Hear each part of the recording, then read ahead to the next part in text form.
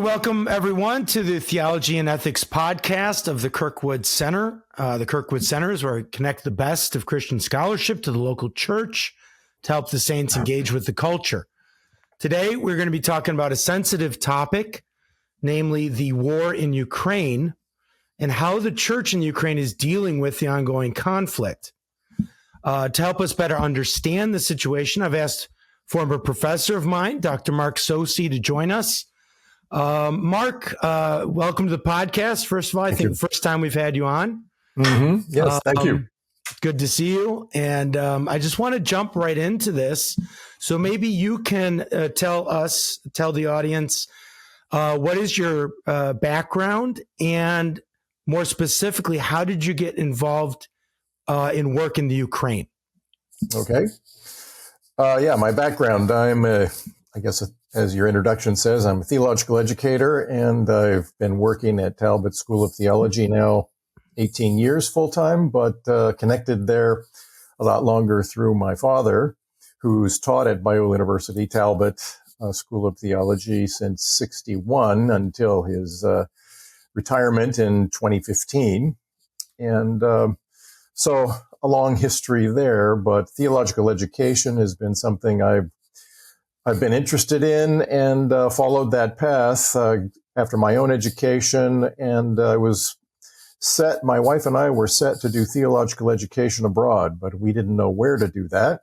And so this was all going on around 30 years ago, early 90s. And at that time, we had the collapse of the former Soviet Union. Mm-hmm. All of the countries behind the Iron Curtain were now open. And I was looking for a mission group to go with that was doing theological education. And a group that I was pursuing, Send International, was doing work in two theological institutions in the former Soviet Union at the time. They were Sofia, Bulgaria, and Kyiv, Ukraine.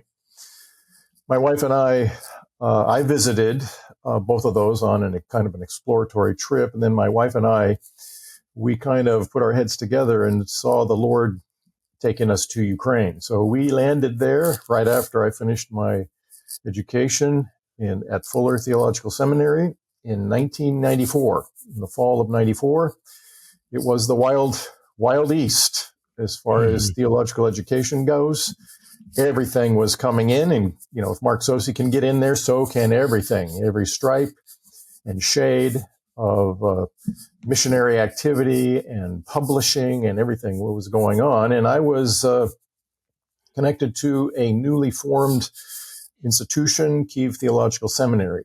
And we were on the ground floor with that, with some other missionary colleagues, but also some Ukrainian folks. And so spent 13 years in Ukraine with my family, two young boys, and they had their tender years there, and my wife. And then we relocated back to Southern California, teaching at Talbot full-time in 2007 to pursue some medical needs of my wife at the time.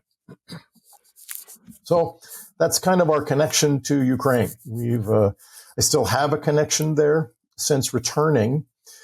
We were just on the cusp in 2007 of opening a Talbot extension there on the presence hosted by Kyiv Theological Seminary there in Kyiv, Ukraine. And it was aimed at completing an educational loop that Ukrainians weren't able to do up to this point, to get, in other words, a Western accredited degree without leaving their country. Up to this point, they needed to leave, and there was a problem of extraction. So that once out, and very few of them came back, and so it was defeating the purpose of theological education for the furtherance of the church's missionary call there. And so, Kyiv Extension was opened by Talbot in 2007. It is accredited. I was the director. I still am the director, and it brings Talbot education to folks with another kind of passport, not a dark blue one. It's Ukrainians, Eurasian. It's aimed at Eurasia, but the war changed the configurations of that in the last 4 years. COVID actually did a lot of things too, right. But that's its mission. And we have graduated about 30 people with a Talbot degree, Masters of Education, Master of Arts in Biblical Theological Studies, Eurasian context is what we call it. And so that has kept me in touch with the area up till COVID. I was going a couple of times a year to teach in the extension and to administrate. So it's an ongoing relationship with Ukraine. We follow, since the war, we've been following our students, our staff, the story, and the kind of necessary adjustments we need to make for the educational project we have. Okay, that's fascinating. I didn't realize your story and connection with Ukraine went that far back. I thought I was under the impression it started just with the extension program in 2007, but you have your whole family had an extensive stay there. So you're obviously very familiar with the culture. I want to go back before we maybe get to the present day issue of the current war, the ongoing conflict. Yeah. Maybe let's go back to your first sort of foray over there in the 90s. I was also in Eastern Europe briefly. I was living in Austria in 93, 94. So we took a couple trips into the East. And I do remember going into Romania and seeing parts of Romania just, a few years after the end of communism, the fall of the Berlin Wall, the end of the Ceausescu, the very bloody end of the Ceausescu regime. Right. But, I was just there for like a few days traveling on our way through to Greece. As you came into the Ukraine after the Soviet Union, what is the state of the church in the Ukraine like at a time like that? And I'm thinking Orthodox, what would be the more traditional church in the area, and also what was the status of Protestant denominations, if at all? Yeah, you have to think back, to those days when the Iron Curtain came down. I'll talk about evangelicals first, but the Orthodox are part of this conversation. For 70 years, there was no ability to do theological education. There was no ability to publish. There was a kind of a meager institute that was tolerated for the evangelicals that was up in Moscow area that evangelicals of Ukrainian territory would go to if they could get permission to travel. Most of them were, a combination of two denominations. Evangelical Christians is one denomination, and then the Baptists. And so their union, which they were kind of artificially unionized or put together under communism, but it was a happy union. Mm-hmm. But these were two different groups, but they came out together as the Union of Evangelical Christians Baptists. And so that was the largest evangelical group. There was a smaller group of Pentecostals that probably would fit under the umbrella of evangelicals at the time also. But my familiarity is mostly with the Evangelical Baptists. And this is the group that was registered. In the 60s, there was a Khrushchev ordinance, a letter that came from Khrushchev's government that put great restrictions on the church. And so the church kind of split at that time, the evangelical church, those who would register and play ball with the state, according to its strictures, and those who would not, they went underground. And so the group that came out, both groups came out, but the Evangelical Christians Baptist that I worked with represents the group that was registered.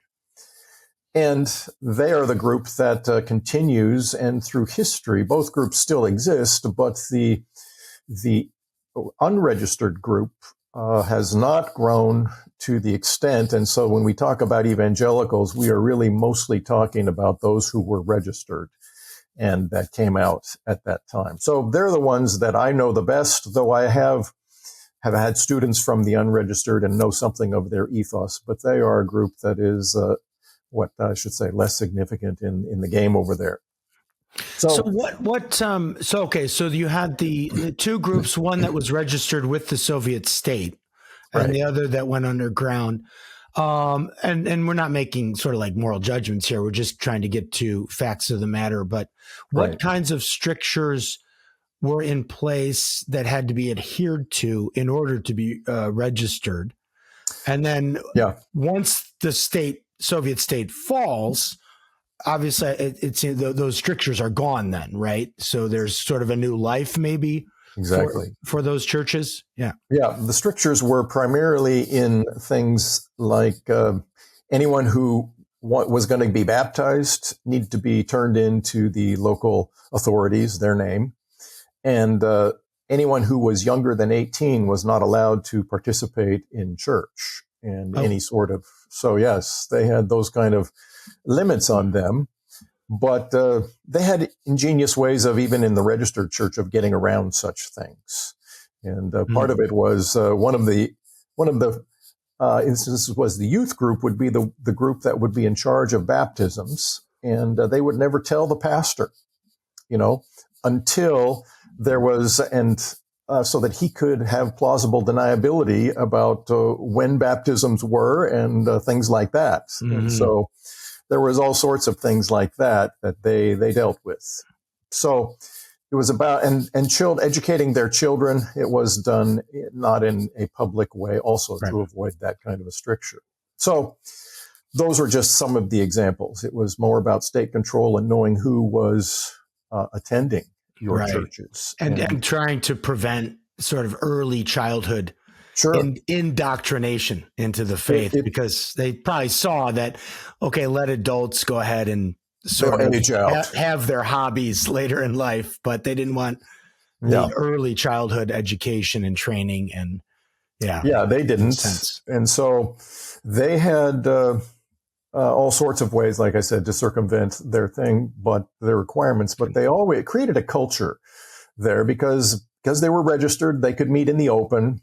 They could never know who was really legit among them, because there would be infiltrators and people who would be spying on them, and you don't know who's who. And so it created a kind of a fearsome culture and a defensive culture that even among these folks, and I think it's even more so was more so among the unregistered group, kind of collective suspicious, and it created theological kind of performance and moralism, where you could easily kind of tell who's who by how they behaved according to the subculture standards. And so those things crept into theological reflection, and it made for a different flavor of Christianity, one that tended toward moralism and legalism.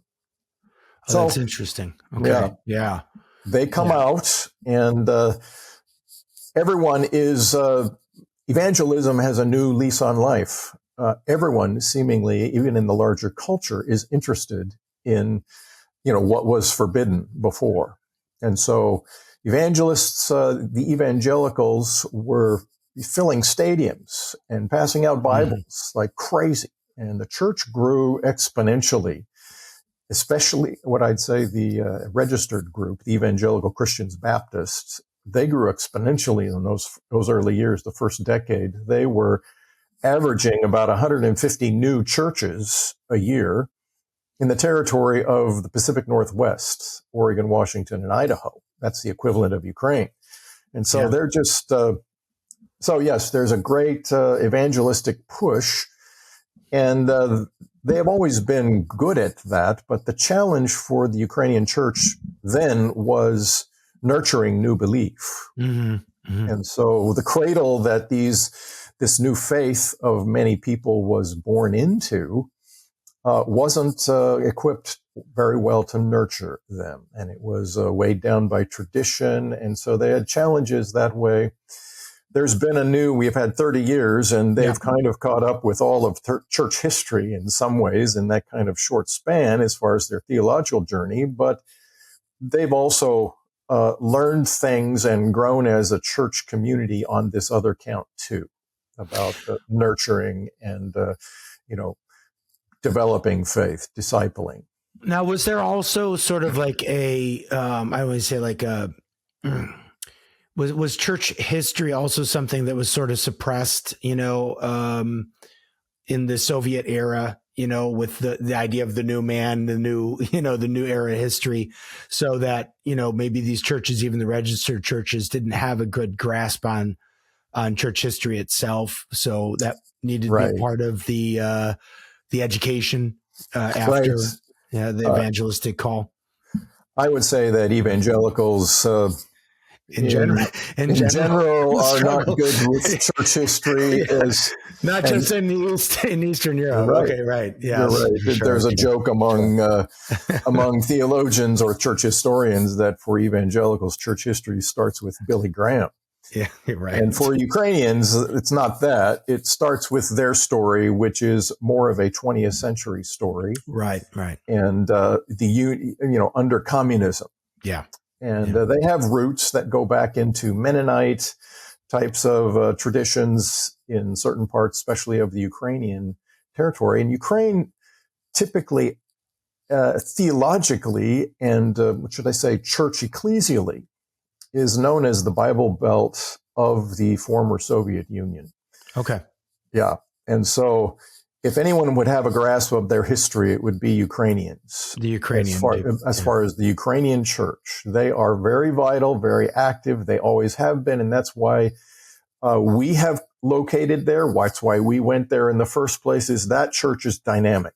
They are the ones spinning off missionaries to the other time zones to the east. And they're a very active church. And so being with Ukraine has proven strategic from those early days, actually. So, yes, they are. They're catching up on theological education. The last 5 years, of course, have stunted everything. Sure. But they have grown exponentially just since the wall came down. So where do you think, you can put some numbers to that as far as evangelical Christians in Ukraine? What are we talking about? Either, if not raw numbers, percentages? Yeah, raw numbers, that's a fluid thing because of refugee status, and the population of the country has reduced since we were there because of availability of, but also just refugee. Yeah. We're maybe right before, maybe before COVID, like this rapid growth in the 90s, the evangelism going out, churches getting planted as you said, in a territory about the size of the Pacific Northwest. So at what point, about the time they made the extension is opening up in 2007, like where? Yeah, I think we're somewhere around a 1.5% evangelicals of that country. And that's better than they were way beneath 1% back when we came. Okay. But the culture that would be also include like maybe just non-belief, non-believers, atheists, agnostic, or are we talking about as a population of Christian, or at least of claimed Christian? I think it would be if you want to go on that, 96% of Ukraine claims to be Christian. Christian, yeah. But that's by and large acultural. So whether you take it of that number or of the whole population, you're very close either way. Right. Yeah, exactly. Sure. Yes. In the spiritual sense, to be sure. So let's talk about, if you can give us some insight into the Orthodox Church, roughly in the same time period. Like, how does the Orthodox Church, it probably survives communist and the Soviet state in a very different way than the evangelical churches. And then how does it come out of the Soviet era? Yeah. Obviously, for the communists, the Bolsheviks, the Orthodox Church was the face of the opiate of the people. Right. Okay. Evangelicals were just a kind of a small sect, and they were not of any interest. So, to be fair, the Orthodox under the Civil War and early communism and Stalinism, it is the Orthodox Church that took the brunt of persecution. In fact, in the 1920s, the communists didn't do anything about the evangelicals, but they went after Orthodox churches, priests, They were imprisoned. They were the target. They thought, if anything, we let the evangelicals, because they're kind of, something that would be subversive, we let them thrive. And it would also work to our purposes against the Orthodox Church. Mm-hmm. Mm-hmm. They found that wasn't going to work because the Ukrainians or the evangelicals multiplied so fast, they finally had to turn their attention to them as well. So the Orthodox, part of understanding Orthodox and their history is to know something about Orthodox theology and church-state relations in that church or that denomination. Orthodoxy has always claimed to be the soul of the state. And so they claim a very specific church-state relationship, different from Protestants, and even where you have national churches in Europe and things like that. So very close working relationship with the state, and that was part of the reason that the Bolsheviks had to take care of the church when they went after the state, the Tsarist state. So that church was the Orthodox Church, and so the Orthodox Church. It comes out. It suffers under communism, but it also, because of its kind of proclivity, it also becomes corrupted and sullied by communism under the communist era. It becomes an active agent, even complicit and compromised by the KGB and an organ of the state in the world, in the state's outward face. And so they became co-opted, and I'm not speaking anything that's, my own opinion. This is well documented. Yeah. So they come out, and they are still married to the state, still got all the lines and associations. It's kind of a joke that even in Ukraine, during the collapse, you had all these communists. It's now a different day. They put their finger to the wind and determine which way the breezes are blowing. And they say it's not cool to be a communist anymore. So they call themselves, a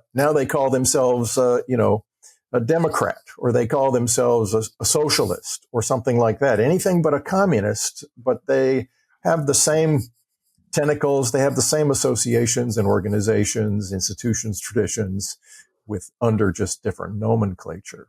So the Orthodox Church, particularly the Russian Moscow Patriarchy, does that very well, and they continue to do that.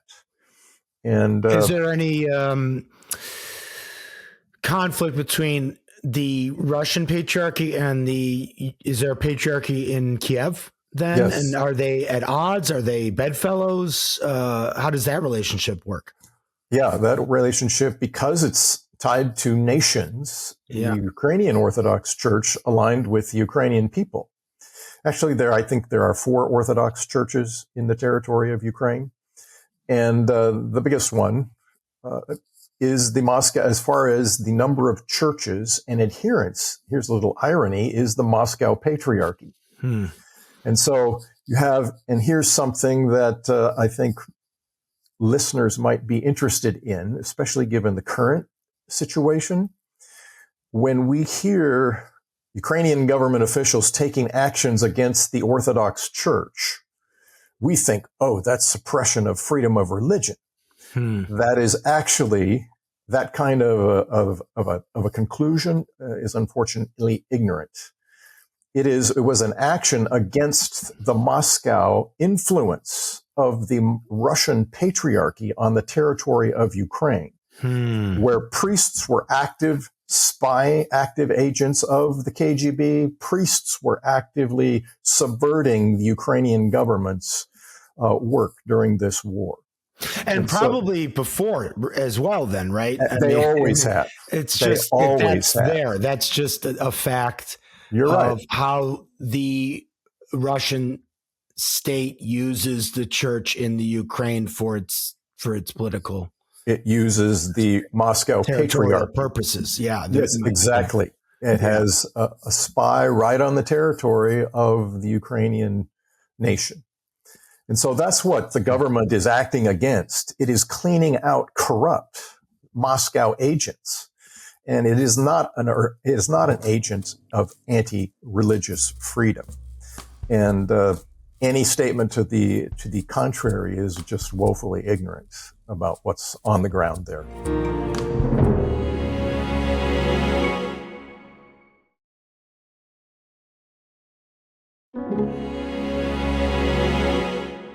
Now, I mean, this, of course, as you said, this starts with a sort of a theological view and position that the Eastern Orthodox Church has, which goes far back in history.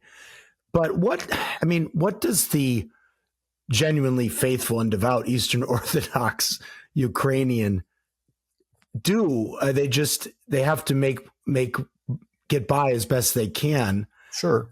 In spite of the known corruption of their churches, right? It's just, well, the devout, and we're not talking about a great amount of devotion here. Yeah. It's not like 96. It's like the Catholics in Italy. It's nominal. It's nominal. They would be culturally Catholic, and these folks are culturally Orthodox. Right. So go to maybe a high holiday here and there for a ceremony. It's where you get married. Yeah. You got to get baptized, and they take care of you at the end. Yeah. Right. So that kind of, let's be clear what we're talking about. There are devout followers of Orthodoxy, and they, by and large, are elderly and, dying out. However, the war has created hunger among the Ukrainian people, and their default is going to go to the Orthodox Church that they're familiar with, unless there's an evangelical church around. And this is one of the ways the evangelicals have made some hay during even these kind of hard times, is that they have opened their doors and have become sources of humanitarian aid to their neighbors more than the Orthodox churches. And so that is changing the stereotype of the culture. Say, these guys aren't kind of crazy cultists or things like that. They are my neighbors, and they love, and they're practicing things that we saw in the early centuries of the church, how it flourished in the Roman Empire. Right. It wasn't by their preaching. It was by their acts of kindness and love towards others during times of calamity. And so we've got one of those kind of historical repeats happening here. So you see a grow in the midst of the crisis, a growing collaboration in I don't know what we'd call it, fellowshipping between those that maybe grew up baptized, practice Eastern Orthodoxy, genuinely, love the Lord, with the evangelical churches who are doing the work of continued evangelization, discipleship. I think I'm talking mostly about the nominal Orthodox. The devout ones are still going to cast a suspicious eye to evangelical. Okay, right. So I see. Yes, of course. Those that are now feeling the brunt of the crisis, there's the new hunger, and they're maybe looking at the evangelical communities in Ukraine. Yeah. This is what you're not going to hear in the news cycles, is the work of God among his people, among the church in these last 4 years or 3.5 years of war. He's done amazing things as far as church growth, work with refugees, and, the relationships of people coming from the East fleeing the war. They are populating Kyiv and in the West, and churches are growing, these being Russians as well then, right? Russians coming in from the East? Well, these are Russian-speaking. They're all Ukrainians. But from the Russian-speaking areas, from the autonomous areas and fleeing war. And so they're seeing things different in the West than they are told by the propaganda media they were subjected to. And so part of that is they're experiencing evangelicals are not weird, crazy sectarians. They are lovely people, and, who do sacrifice. Yeah. With the same Bibles that we have, almost, at least. Roughly speaking, the same Bibles as we have. So how many times have you been over there? Have you been over there You have been over there since the war broke out, right? Yes, I did with Dean Ed Stetzer last summer, a year ago. Okay. It was just time. I hadn't been there since COVID. It's a relational culture, and we needed to.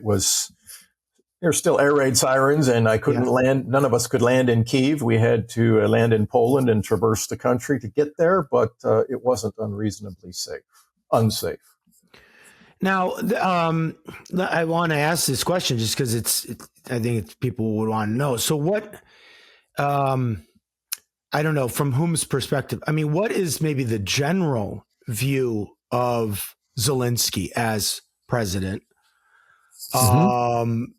And then maybe how are evangelicals in the country seeing the Zelensky presidency? Are they fully behind him 100%?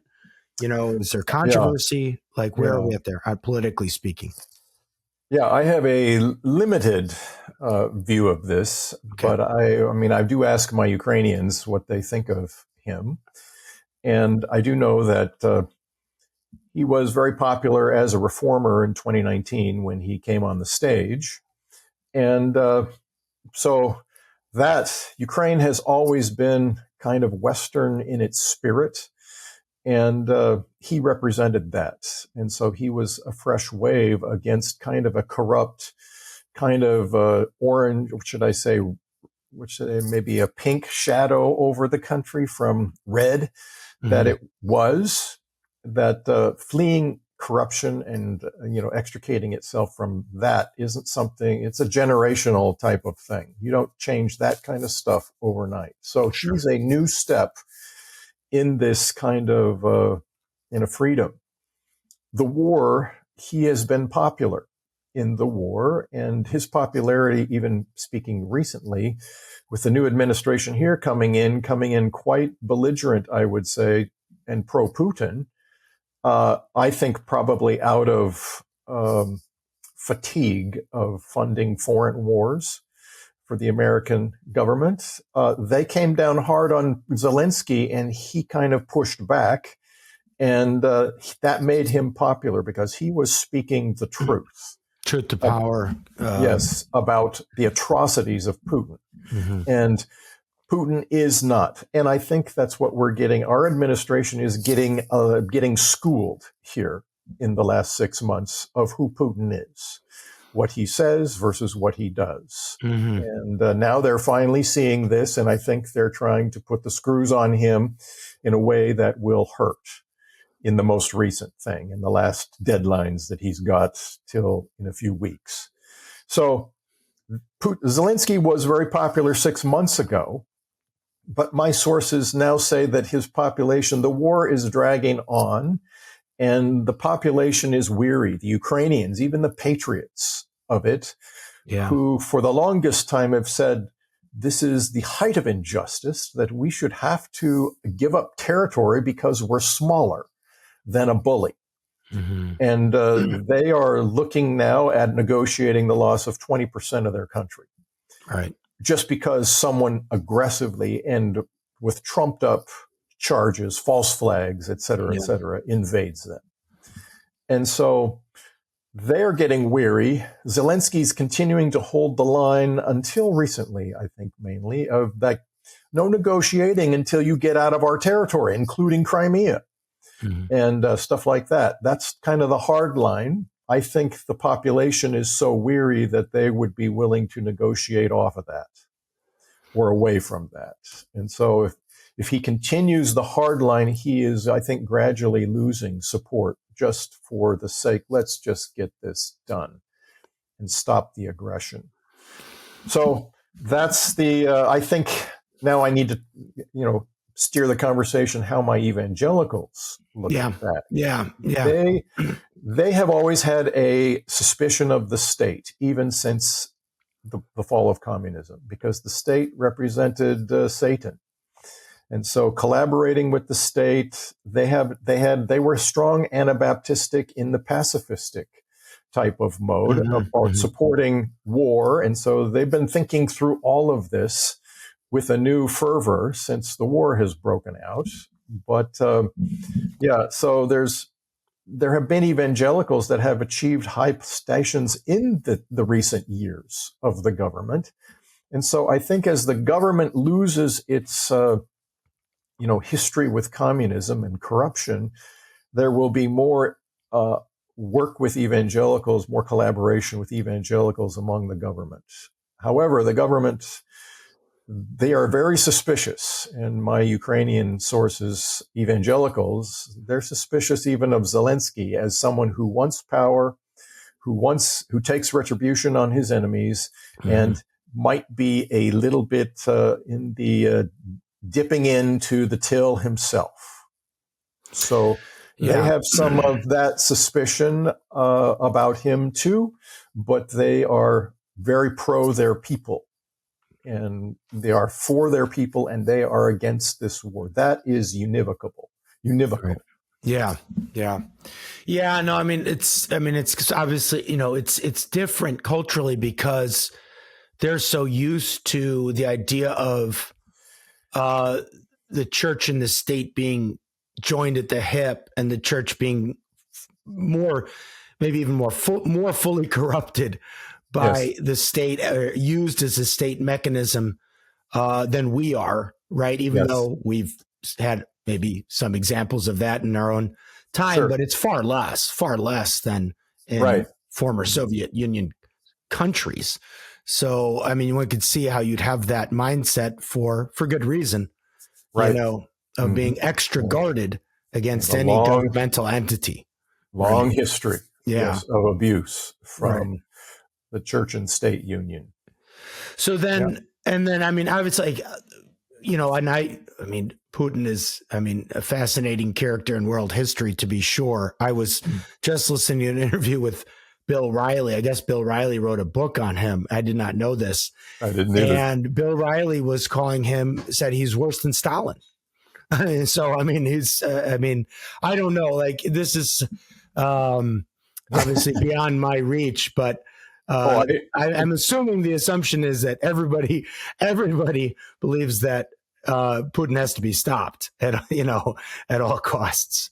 Maybe not at all costs, because you got a human toll here, and I'm not laughing because this is funny. I'm just laughing because it's just the absurdity of war and everything. But as soon as I heard Putin was the heir to Boris Yeltsin, here's a man who's from the KGB, and that told me already there is no soul there. Because you've been over there since the 90s, so So you've probably tracked, his career to some degree and how he's risen to power. Yeah, and his ideology and his ruining the collapse of the Soviet Empire and the motivations behind what he's doing now. And I don't know if you want to speculate on this or not, but when the war first began, I was watching a couple podcasts here and there of people who were historians, Russian historians or Orthodox priests in Kyiv, talking about sort of Putin's personal beliefs and, maybe that he's not some kind of strict atheist per se, but I've heard it said he's got like this sort of metaphysical sort of vision for Russia as, reconstituting, the great, culture, Russian culture. It almost sounded, it seemed analogous to sort of, Hitler's view of, the great German nation, and people. But I don't know. Do you have any speculations? And I don't want you to go too far beyond what you think you can say reasonably, but about what kind of might drive him personally in his political and his military campaigns? Personally, it's you may know more about his own personal journey, but I think that there's many levels by which this conflict needs to be assessed, and I do think he does animate, personify an ideology called Rússkiy Mir, which is the Russian world. It is not entertaining a global hegemony like Nazism was, but there is a sphere that should be Russian within and that's what it means, the Russian world, Right. Rússkiy Mir. And Ukraine has been part of that. That's, at least according to this ideology, Ukraine needs to be restored to that. And so I don't think he's after all of I think he's after restoring that. I'm somewhat skeptical that he's intending to go against NATO or the Balkans or anything like that, Baltics. I don't think he's so much intending to go necessarily to Kazakhstan, to Turkmenistan, all of those, but the Rússkiy Mir is a large historical piece of the Slavic mind. And that goes from Kievan Rus in the 11th century up to, during the time of the flourishing of Kyiv, when Orthodoxy came to the Slavic people, Moscow was a hunting village still for 400 years. Moscow didn't come on the scene until... because Kyiv was really the cultural center as well for the Soviet Union. It was sort of it's the heart and soul of it. Yeah. Yes. And the Ukrainian people, the Ukrainian agriculture, everything, that's where the engine of the former Soviet Union was. Right. Economically, educationally, all of that. Yeah. Very manifold and diverse on the territory of Ukraine with Ukrainians. So my suspicion is I do think he wants pre-World War II boundaries. Okay. I don't know that he wants Western Ukraine. He didn't. That was part of Poland and things like that before. But I do think he would like, and I don't think he's going to stop. If I can, and neither do Ukrainians. Yeah. When I came into Ukraine in the 90s, the director of the seminary said, as far as our educational project, maybe we have 15 years before Moscow comes in. So they saw the writing. They knew what was coming. And they knew what the intent was and what the goals were. And it's naive of us to think that if we negotiate a ceasefire under certain circumstances, that's going to be the end of Putin's aims. No. He's going to wait till a new administration, till whatever, the climate's right, and he'll keep after it. And Ukrainians know that. Yeah. Yeah, that's hard. That's hard. But It is. This vision of the historically reconstituted Russian kingdom Russian or whatever. sphere. Yeah, right. Well, on that note, Mark, I mean, just to bring it down to the spiritual and the rock bottom of it all, the foundational, which is the spiritual battle, maybe give us some idea of how we can pray for the church in Ukraine and the Ukrainian people, and if there's any practical way that you'd like to suggest that one can support those evangelicals who are fighting the good fight in Kiev and beyond. Go ahead and mention that now. Yeah, no, there is. This is a suffering church. This is a church under crisis, but this is the time for the church to be the church. And they have been. It's amazing. I won't go into all the stories of how the war has, the Ukrainian church is nimble and how it has become nimble to meet the need. But it is a time of great suffering where they all know loss of deep relationships. And so they need like we all do and anyone does all the time, but especially in suffering, we need the nearness and the presence or the awareness of God. He is always near, right? But his strength, his encouragement, the joy of salvation. When things, the lamentations, when Jeremiah is looking around at the desolation of Jerusalem, he still has hope because of the mercy of God. And so clinging to the person of God is this church's need, especially during this time. And I think that's they have a great need to raise up new leaders. Okay, so we could, I think, praying for that. And these new leaders are rising. It's about training them. because the war kind of reshuffled the deck as far as church leadership goes. Many ex-refugeed out, but all of the new growth, they're not going anywhere and they don't want to. And they are excited about building the church. And so there are plenty of young people in their 20s, new believers, new converts who are very jealous and very active. And so to give them the opportunity to study even under these wartime conditions and to serve the church has become a critical need. That's so That's that right. is something we can pray for, is this newly kind of developed leadership for the church.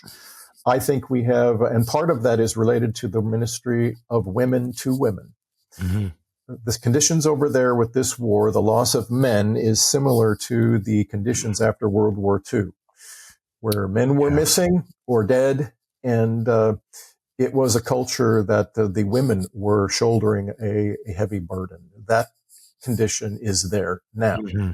But now we are having evangelical women rising up and saying, we want to minister to widows, women with young children who have no husband anymore. So this kind of dimension is also, things that we don't think of, but pray for the women, these women who are taking the mantle of leadership and want to be active for God in their country also. So that's great. Those things. Yes. Yeah. And as far as supporting them, I can, the situation at Kyiv Theological Seminary in the last 5 years, financially is, the lines to the West have been cut by COVID and this war. Right. And so supporting that is a concrete suggestion I can give you, and anyone listening to that. This is a place that is doing God's work, that is reading the times and listening to the times and ministering the gospel to the Church of Ukraine. All right. And we'll want to get links to that then to show how people can support that concretely. Sure. I'm praying for these people in the war. I mean, my own, brief brushes with war in Afghanistan. Mm-hmm. I mean, one advantage to the physical battle is it wipes away a lot of distractions. Exactly. The kinds of distractions that we have here sitting in our comfortable homes in the West in Southern California that can lead us down a very dangerous spiritual path. The gradual slope, as C.S. Lewis put it, right? A lot of times when you're in the middle of the conflict, that's when, in a sense, spiritually, you may be safer, even if you're physically in danger. You're right. And I think sounds like we're seeing that amongst these leaders that are stepping up and the women that are stepping up and filling in the gap. To say. So we'll keep them in our prayers, especially. Yes, they need our prayers. They appreciate our prayers. Yeah.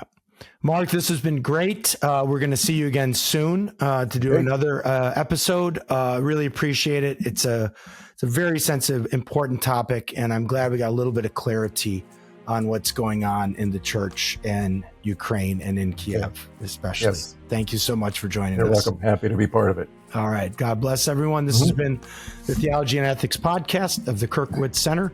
We'll see you next time.